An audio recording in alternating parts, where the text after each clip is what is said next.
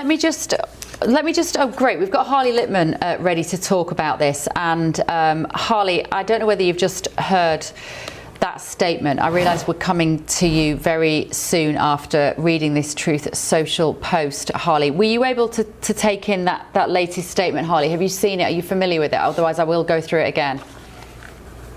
Well, if I understand it correctly, it's that Israel attacked an energy facility and President Trump criticized it. He didn't know about it.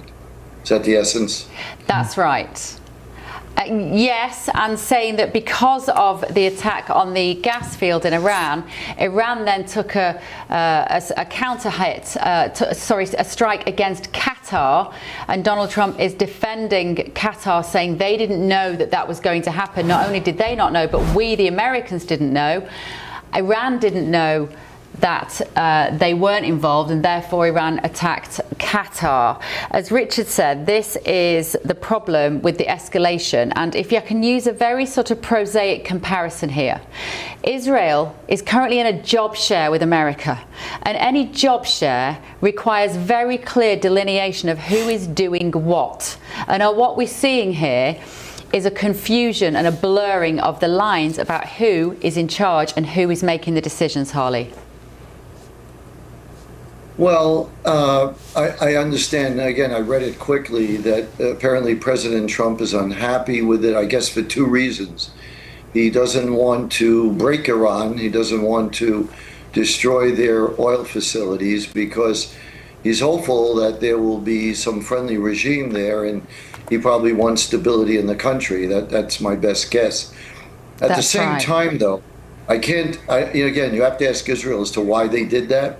But I have two thoughts on that. The first is Qatar.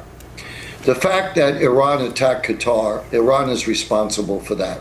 This is nonsense to blame Israel for Iran's decision to attack Qatar. If Israel attacked Iran and Iran is not happy with it, then Iran ought to attack Israel. I mean, to attack Qatar and then say it's Israel's fault is kind of ridiculous when you think about it.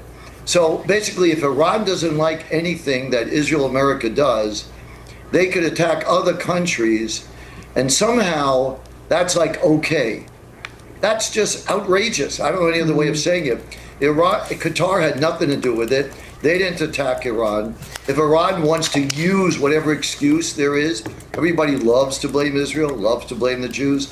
Blame Israel, but then make Israel accountable. If Iran is unhappy with what Israel did, I'm sure Qatar did not know. So I just don't understand why, people are blaming Israel for Iran's decision to attack Qatar. If Iran wants to attack Azerbaijan, is that going to be Israel's fault? I mean, I just think Iran is responsible for what they do to other countries, the way Israel is responsible for what they do to other countries. Simple. Yeah.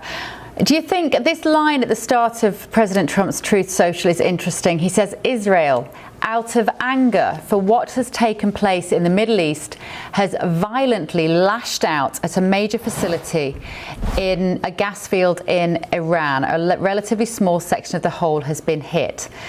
And then he says the United States knew nothing about this attack, and the country of Qatar was in no way, shape or form involved with any of it, nor did it have any idea it was going to happen. Unfortunately, Iran did not know this and unjustifiably and unfairly attacked a portion of Qatar's gas facility. Capital letters, no more attacks will be made by Israel pertaining to this extremely important and valuable South Pars field. It's very much a statement of authority from President Trump here, isn't it? Reclaiming, perhaps, on a day in which we've seen this statement from Joe Kent, reclaiming the idea that he is in charge.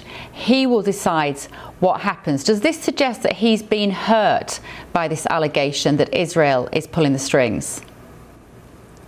Very likely, very likely.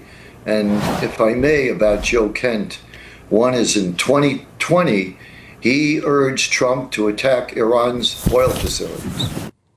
So for him to be against the war is quite disingenuous on that matter. Also, the fact that he quits without notice the Trump administration in the midst of a war tells you something else about Joe Kent in terms of his loyalty and patriotism. So he has another agenda. He wants to run for political office. He is, participating in these conspiracy theories. And I think here's what's important to say.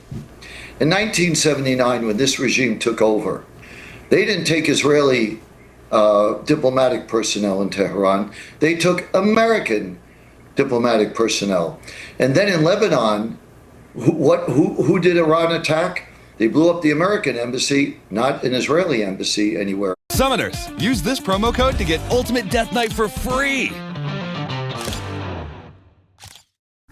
Big news! Wayfair Spring Cyber Week is here. Right now, get up to 80% off every... This is America's war. To blame it on Israel is basically going back to old-fashioned anti-Semitism. You don't like something, blame it on the Jews, blame it on Israel. That's what that's about. But the facts don't add up. Iran has been saying America is the great Satan, Israel is the little Satan. So from Iran's perspective, if they could kill the head of the snake, take off the head of the snake, all the better, because then the little Satan dies. So no nation in American history has been more obsessed with wanting to destroy the United States than Iran.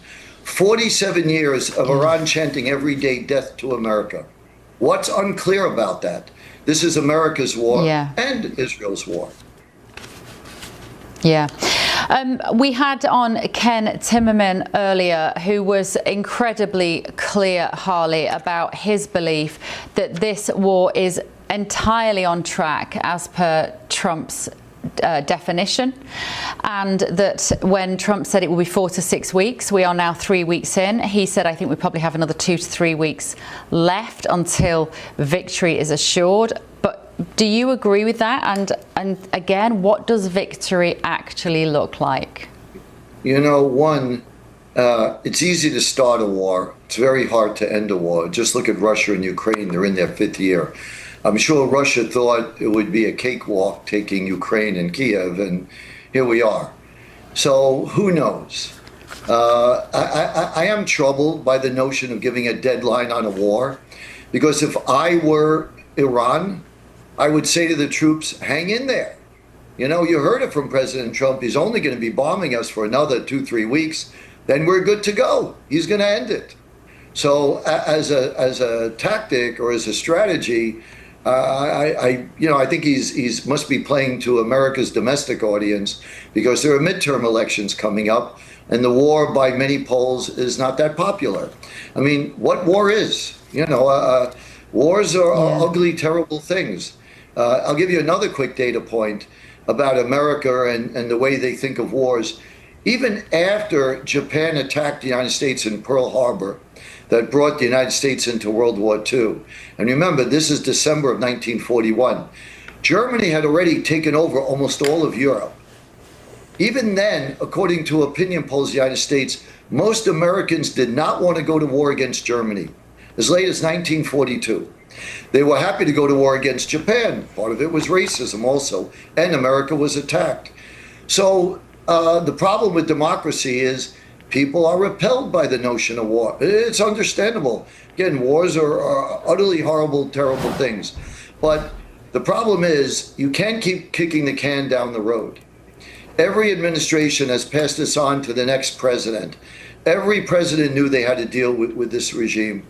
And given what they say, and given the fact that America's intelligence estimates are that in 8 years they'll have 60 ICBMs, intercontinental ballistic missiles, capable of reaching American cities.